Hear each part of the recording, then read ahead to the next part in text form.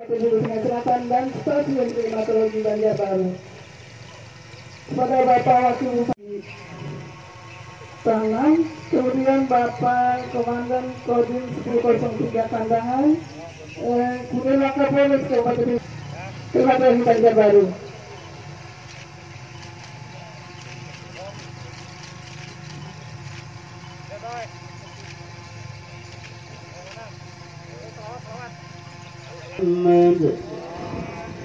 Allahumma shalli ala rasulika sayyidina Muhammad. Allahumma shalli ala rasulika sayyidina wa habibina wa syafiina wa zuhrina wa barakatina ya maulana Muhammad.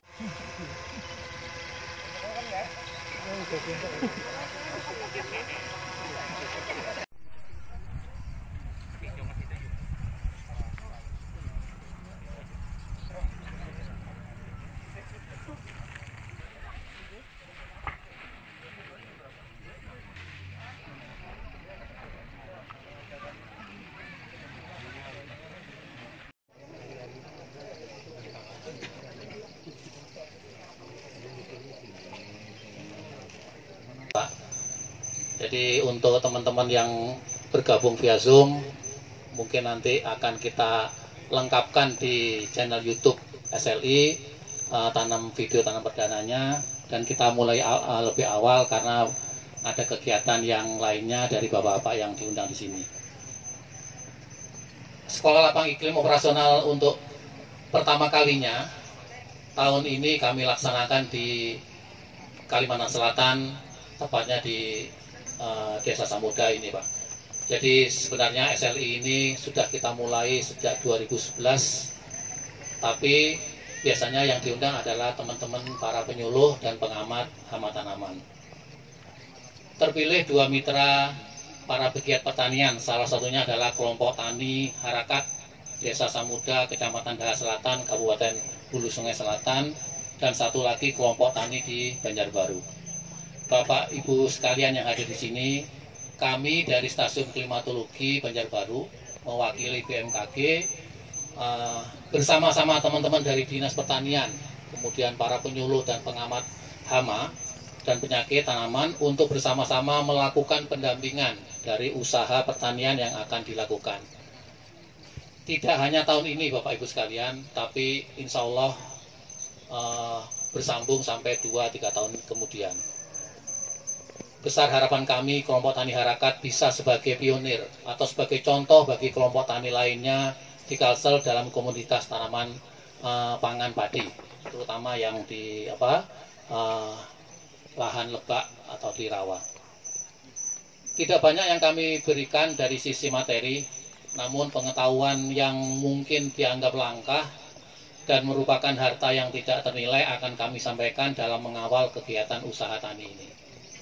Semoga usaha tani yang dilakukan akan lebih meningkat, terhindar dari gagal panen, dan efektif dalam pengelolaannya. Seperangkat modem untuk komunikasi dengan kami agar berkelanjutan Bapak Ibu sekalian, karena jarak kami dengan Bapak kalau ditempuh lewat darat 4 jam akan membuang waktu banyak, maka kami nanti insya Allah kami tinggalkan modem untuk bisa berkomunikasi dengan Bapak Ibu sekalian, agar terjaga silaturahmi kami dengan para penyuluh di sini juga, dengan pengamat hama juga. Semoga ke depan harapan kami juga dari pemerintah Kabupaten Hulu Sungai Selatan, mungkin melalui Dinas Pertaniannya Pak ya, lebih sayang kepada Bapak Ibu sekalian dengan kelompok tani ini, misalkan nanti bisa memberikan jembatan ke Telkomsel di sini untuk bekerja sama dalam kuota paket mungkin Pak ya, itu. Mungkin tidak banyak yang saya sampaikan, saya cukupkan sambutan ini dengan sebait pantun Pak. Seteguk kopi di pagi hari membuat sekujur tubuh terasa hangat. Semoga SLI operasional ini membekas di hati, utamanya kelompok tani Harakat. Dan karena itu kami merasa sangat bangga, selain sebagai anggota Komisi 5 DPR RI yang merupakan mitra kerja dari BMKG, sebagai putra daerah kami juga mengucapkan terima kasih yang sebesar-besarnya kepada BMKG atas terlaksananya kegiatan ini. kami tentu melalui fungsi dan tugas kami di DPR RI, yaitu fungsi legislasi, fungsi anggaran dan pengawasan, akan terus memberikan dukungan kepada BMKG secara keseluruhan, wabil khusus kepada teman-teman jajaran BMKG yang ada di Kalimantan Selatan, agar kemudian bisa diberikan berbagai penguatan program kegiatan termasuk anggaran pada tahun-tahun anggaran berikutnya. Bapak Wakil Bupati, kami laporkan kebetulan dalam 1-2 bulan ke depan kami bersama para mitra kerja ini akan membahas perancangan anggaran pendapatan dan belanja negara tahun 2021. Dan karena itu saya berharap di Kalimantan Selatan teman-teman BMKG, baik stasiun klimatologi, mungkin juga stasiun meteorologi dan yang lain-lain dapat berkoordinasi dengan BMKG pusat untuk kemudian memperkaya dan memperkuat berbagai macam programnya bagi masyarakat Kalimantan Selatan secara khusus. Terakhir, saya tentu berharap fungsi-fungsi publik yang dilakukan oleh BMKG termasuk stasiun klimatologi di dalamnya itu bisa lebih diperkuat. Dalam konteks pertanian misalnya, sebagaimana tadi Bapak Kepala Stasiun katakan, sekolah latih iklim operasional ini menjadi sangat penting. Karena selama ini para petani kita tentu hanya dibekali oleh pengetahuan tradisional mereka terkait dengan bagaimana memperkirakan cuaca termasuk iklim di dalamnya untuk diterapkan dalam konteks pertaniannya. Dengan adanya SLI seperti ini, terutama SLI operasional, saya berkeyakinan fungsi edukasi yang diberikan oleh BMKG akan semakin baik, dan dari orang-orang yang terlatih ini mereka akan bisa melatih rekan-rekannya yang lain, sehingga kemudian pertanian kita yang masih sampai saat ini menjadi penyangga penting bagi perekonomian Kalimantan Selatan itu bisa semakin hari semakin baik dan semakin berkualitas.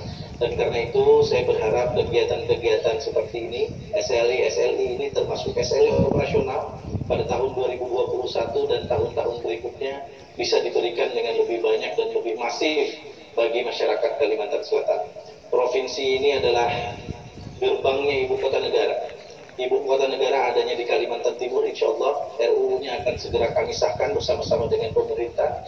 Dan karena itu Kalimantan Selatan harus menyiapkan diri, termasuk salah satunya sebagai lumbung pangan nasional.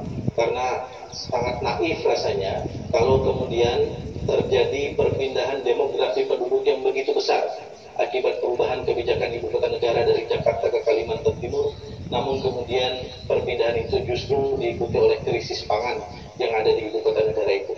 Krisis pangan itu harus bisa diatasi dengan menyediakan lumbung-lumbung pangan strategis, dan yang paling memungkinkan salah satunya adalah Kalimantan Selatan karena jaraknya sangat dekat dengan provinsi Kalimantan Timur.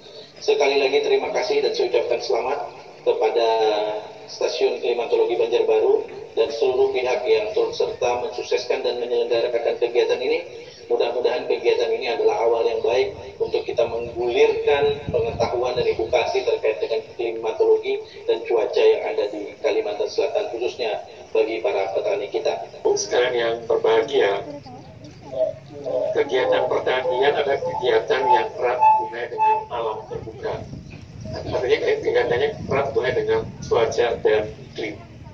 Oleh karena itu, para pakar pertanian sering menyebutkan bahwa cuaca dan iklim sering menjadi faktor pembatas dalam kegiatan pertanian. Katakanlah kegiatan pertanian tidak bisa optimal ketika cuaca dan iklimnya terganggu, ketika cuaca dan iklimnya mungkin tidak diketahui lebih awal.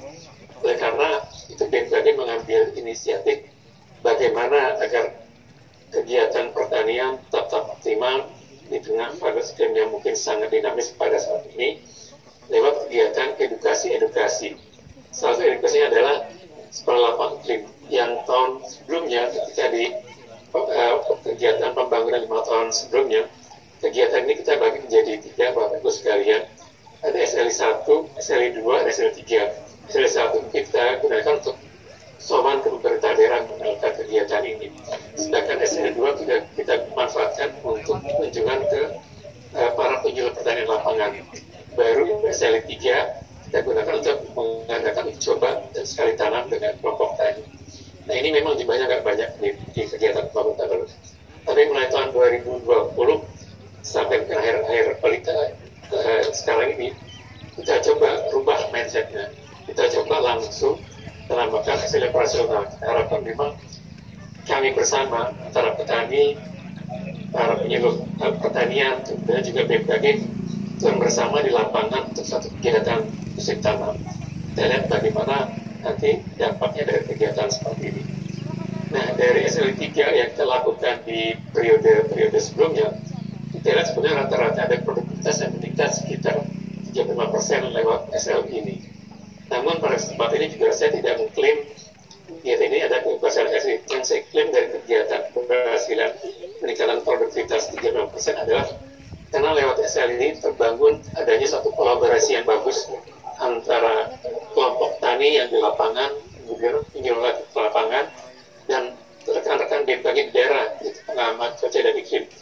Bagaimana katakanlah cuaca dan iklim dikenalkan kepada para petani, para penyuluh untuk penyiapan strategi tanam.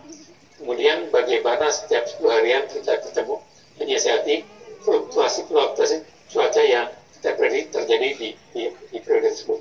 Saya katakanlah dengan metode ini terbangun kolaborasi yang bagus antara 3 pilar ini, sehingga dalam prakteknya kita perhatikan di SLI 3 sebelumnya rata-rata ada peningkatan produktivitas sekitar 30% kegiatan ini.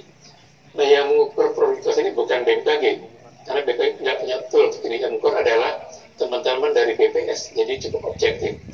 Nah, akhirnya apa? Akhirnya kita ambil kesimpulan bahwa SLI ini bisa dijadikan sebagai forum komunikasinya antara petani, penyuluh, dan juga kami dari BMKG, pengamat cuaca dan iklim. Bagaimana faktor dari iklim yang belum menjadi faktor pembatas sekarang menjadi faktor penunjang produktivitas dari rekan-rekan kita sama-sama petani. Dan alhamdulillah waktu SLI 3 sudah berlangsung, meskipun jumlahnya tidak banyak. Nah, sekarang kita coba jumlahnya kita banyakkan, katakanlah kita juga bahwa petani kita juga belum kita sentuh semuanya. Nah, ini mungkin ke depan minta dukungan dari anggota Dewan agar program ini didorong terus untuk katakanlah tidak hanya kualitasnya meningkat, tapi juga kuantitasnya meningkat. Hal lain yang bisa disampaikan dari kegiatan ini, karena kebetulan kegiatan sebelum di Kalimantan Selatan beberapa tempat telah melakukan juga kegiatan hasil operasional yang kebetulan komoditasnya memang bukan padi, komoditas saya katakanlah kemarin berdasarkan di Temanggung, komoditas adalah bawang merah. Ini saya sampaikan sedikit, ketika kegiatan di Temanggung itu juga ada ancaman beberapa kali cuaca ekstrim, terutama ketika menjelang panen. Ini kan ketika tidak diantisipasi akan merusak panen, karena mungkin pH dari tanahnya berubah ketika banyak hujan. Nah, itu karena kita sampai lebih awal, sehingga para petani kan menyiapkan ketika malamnya hujan lebat, baginya kita beliau dengan air tawar, kita ukur kayaknya seperti apa. Sehingga ternyata memang kemarin cuaca ekstrim terjadi, cuma tidak merubah panen yang kita harapkan. Dan lagi-lagi apa? Lagi-lagi sebetulnya saya sepakat dengan Pak Rifki tadi. Ke depan memang kita basic pertanian kita, tapi basic adalah data dan observasi. Dengan data observasi kita bisa bikin model-model itu kata menyiasati perubahan-perubahan yang ada. Tapi kalau kita dan pertanian kita basisnya adalah biasanya dari cerita orang dari mulut ke mulut mungkin agak kurang tepat untuk masa ke depan. Kenapa? Ini kita sama-sama tahu sekarang bahwa kita dalam era perubahan iklim. Jadi ada pergeseran musim itu sangat jelas, kemudian juga frekuensi cuaca ekstrim sangat besar sekali, sangat sering sekali. Nah, ini kalau tidak diantisipasi sejak awal, mungkin tadi faktor iklim selalu menjadi faktor pembatas. Tapi kalau kita bisa antisipasi awal, kita harapkan ini bukan menjadi faktor pembatas lagi, tapi pendukung produktivitas. Nah, ini dibuktikan ketika periode yang lalu SLI 3 kita bisa masukkan rata-rata kenaikan produktivitas sekitar 50%. Karena kolaborasi yang tadi. Nah, kegiatan ini saya harapkan memang kolaborasinya tetap terjaga, tidak hanya satu musim tanam. Kita harapkan kalau misalnya itu adalah berkepanjangan. Karena apa? Karena saya pikir juga mungkin kita tidak bisa tempat berlama-lama, tapi paling tidak kalau lewat komunitas kan kita tetap bisa komunikasi banyak informasi. Misalkan katakanlah ketika ibu bapak sekalian mau memupuk, kapan pemupukan itu yang paling bagus yang saya laksanakan. Mungkin bisa konsultasi kemudian dengan rekan-rekan penyuluh. Kemudian ketika actionnya bisa nanyakan kepada rekan-rekan BMKG bagaimana cuaca harinya di Jawa ketika kami akan melakukan pemupukan. Apakah akan potensi hujan lebat sehingga kata pemupukan kita akan siap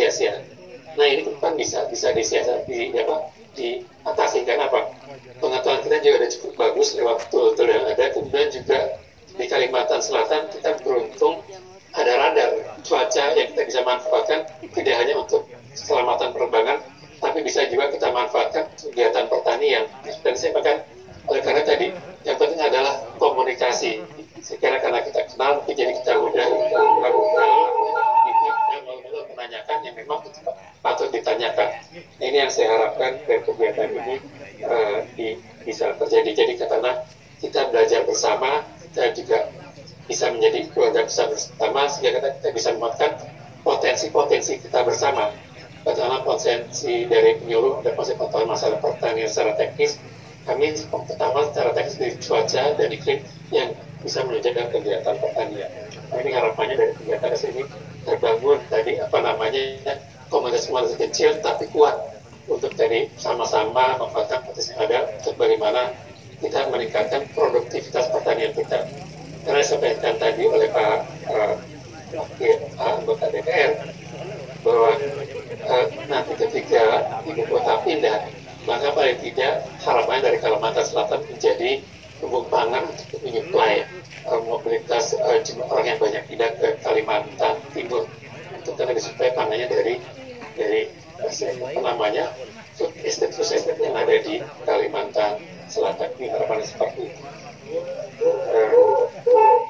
Kemudian sampai juga Bapak Ibu sekalian bahwa kita sama-sama ketahui bahwa kita sekarang ini dalam menghadapi pandemi COVID-19, sehingga kegiatan ini sempat tertunda. Namun ketika sekarang ada kebijakan namanya adaptasi kegiatan baru, maka kegiatan ini bisa kita laksanakan. Mudah-mudahan meskipun terlambat tapi tidak mengurangi produktivitas yang kita harapkan.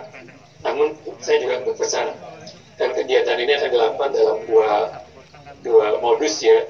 Ada modus menggunakan teknologi IT, mungkin tatap muka lewat virtual, tapi juga ada modus kita laksanakan bersama di lapangan. Nah, untuk kita di lapangan, saya berharap tetap dijaga protokol kesehatan. Kita kira menggunakan masker, mungkin juga jaga jarak, dan ketiga secara berkala mencuci tangan dengan sabun. Sehingga kita harapkan lewat mematuhi protokol kesehatan, biarkan COVID tetap ada, tapi barangkali kita tidak terkena dampak dari COVID ini, dan kita bisa bekerja melakukan produktivitas yang kita harapkan bersama. Kenapa? Karena dari FAO juga sudah mencanangkan wanti-wanti COVID ini kan tidak pendek, masih sulit diprediksi. Ada kecemasan masalah merosotnya produksi pangan, ancaman ketahanan pangan. Oleh karena itu saya kira ketika kita ada kegiatan baru, sektor pangan kita harapkan juga didorong kembali, tapi tetap saya harapkan tadi protokol kesehatan dijaga. Harapannya kegiatan perkumpulan kita tidak menjadi klaster baru dari COVID ini. Kita harapkan ini benar-benar terjaga. Petani Harakat, di mana melalui kegiatan ini diharapkan akan menjadi salah satu upaya kita untuk meningkatkan produksi padi di daerah kita sebagai upaya memenuhi kebutuhan masyarakat sekaligus dalam upaya mewujudkan swasembada pangan. Potensi daerah kita untuk terus meningkatkan produksi pertanian sangatlah memungkinkan karena telah didukung dengan adanya sumber air yang melimpah, adanya pengairan dan lahan sawah yang telah tersedia. Hal itu juga didukung oleh para mantri tani, penyuluh pertanian yang ada di daerah ini, serta tentunya dari jajaran Dinas Pertanian, TNI Polri, dan instansi terkait lainnya yang saling bekerja sama dengan para petani. Pada hari ini kita juga membuka Sekolah Lapang Iklim Operasional Provinsi Kalimantan Selatan tahun 2020. Tentunya melalui kegiatan ini diharapkan dapat meningkatkan wawasan para petani terhadap informasi tentang iklim dan cuaca yang dapat digunakan untuk kegiatan pertanian. Karena salah satu faktor keberhasilan pertanian kita adalah kondisi iklim yang turut mempengaruhinya. Saya berharap kepada para petani yang mengikuti kegiatan Sekolah Lapang Iklim ini dapat memanfaatkan pengetahuan yang diperolehnya agar mendapatkan hasil pertanian yang sebaik-baiknya. Undangan hadirin yang berbahagia, sebagaimana kita ketahui bersama bahwa saat ini kondisi kita di tengah-tengah dilanda pandemi COVID-19 yang berdampak pada perekonomian masyarakat. Melalui kegiatan ini diharapkan dapat turut membantu mengurangi dari pandemi di daerah kita. Karena sektor pertanian merupakan salah satu tulang punggung perekonomian masyarakat kita. Hal lain, meskipun berdasarkan analisa bulan ini akan menjadi penurunan kasus COVID-19 di daerah kita, namun saya berharap pada para peserta yang mengikuti kegiatan ini tetap menjadi contoh bagi penerapan protokoler kesehatan yang telah ditetapkan. Pencegahan dan penanggulangan COVID-19 akan efektif jika masyarakat menyadari pentingnya mengikuti dan melaksanakan protokoler kesehatan, seperti menggunakan masker, mencuci tangan, menggunakan sabun pada air yang mengalir, menjaga jarak, serta menghindari kerumunan yang menjadi penting untuk diperhatikan dan ditaati bersama. Setiap kita adalah rawan untuk terjangkit dan menularkan, sehingga pelaksanaan protokol kesehatan mutlak dilaksanakan tanpa kecuali, sampai kondisi benar-benar aman sepenuhnya. Pada para petani, jika memang kondisi di lapangan saat bekerja, tetaplah untuk menjaga jarak dan memperhatikan protokoler kesehatan setidaknya ketika berangkat dari rumah selama di perjalanan, dan ketika kembali ke rumah masker hendaknya tetap digunakan sehingga penyebaran dari pandemi ini dapat kita cegah bersama. Yang kebiasaan masyarakat kita ada sebagian yang membuka lahan dengan cara membakar. Pada kesempatan ini kami menghimbau kepada kelompok tani harakat untuk menjadi pelopor dan menjadi relawan untuk mengkampanyekan bersama untuk tidak membuka lahan secara membakar. Karena hal ini penting bagi kita, karena bagaimanapun nanti akan menjadi persoalan secara hukum kalau ditemukan orang yang membakar secara langsung di lapangan. Pada tahun 2019 kemarin sudah ada yang tertangkap di daerah kecamatan di Bangkau, di Desa Bangkau, sehingga akan menjadi sebuah beban bagi orang yang tertangkap dan keluarga yang tertangkap. Oleh karena itu kami berharap pada kelompok tani harakat pada kesempatan hari ini menjadi teladan untuk tidak membakar lahan pada waktu membuka lahan.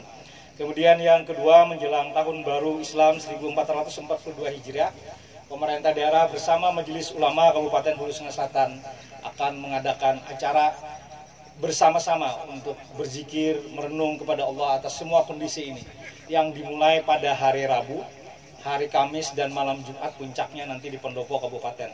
Jadi mulai hari Rabu nanti ada edaran surat dari MUI, kepala desa nanti akan membagikan ke rumah-rumah, ada zikir yang dibaca. Diharapkan hari Kamis kita puasa bersama-sama, dan hari Jumat, malam Jumatnya kita akan melaksanakan sholat hajat dan lain sebagainya. Mudah-mudahan pandemi yang melanda kita ini cepat berakhir. Kami mohon bantuannya nanti kepala desa untuk mensosialisasikan ini. Mudah-mudahan nanti kegiatannya bisa berjalan dengan baik. Akhirnya di penghujung ini kami mengucapkan ucapan terima kasih kepada kakanda kami, anggota DPR RI, Kanda Rizky, Bapak Deputi Bidang Klimatologi, dan juga Pak Guru yang berada pada hari ini yang memberikan kesempatan Kabupaten Hulu Sungai Selatan untuk melaksanakan kegiatan pada hari ini. Supaya jangan tak hutang tadi di hutang misidin pantun, kita balas lah. Enak bulik kada tak goreng kita. Hari ini membanam tuna lawan iwak jalawat. Mandah dibanam bebungkah berjijir rapat. Hari ini kita tanam perdana bersama kelompok tani harakat. Mudah-mudahan berberkah lagi bermartabat. Bagalau di kampung Jeraming, bagalau. Bakacal mencari iwak di perumahan, kalau orang negara itu begalau, kalau di kandangan bakacal. Bagalau di kampung Jeraming, dapat iwak kalabau wan kapiting. Walau kita di tengah pandemi, tetap pertemuan dilaksanakan dengan Zoom meeting.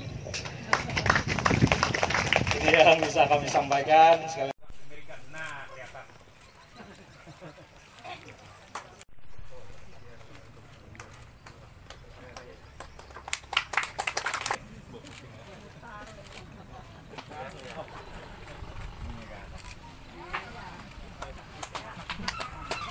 Jadi berkaitan dengan tanam padi, ada keunikan. Di seluruh desa yang namanya tanam padi ini biasanya kan ditanam di musim hujan. Nah, di kali ini kita memang mencari kondisi yang menanamnya di musim kemarau.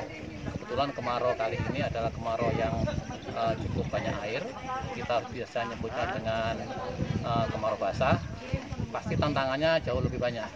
Sehingga kami ingin mendampingi teman-teman petani, teman-teman beserta penyuluh dan para pengamat untuk mengetahui Bahkan kita akan membuka file-file yang ke belakang, kira-kira nanti dengan posisi yang sulit ini kita akan juga mengantisipasi hama dan penyakit apa juga yang ada di sini. Satu yang diberikan oleh tim BMKG, salah satunya adalah mudeng yang diberikan kepada petani Harakan.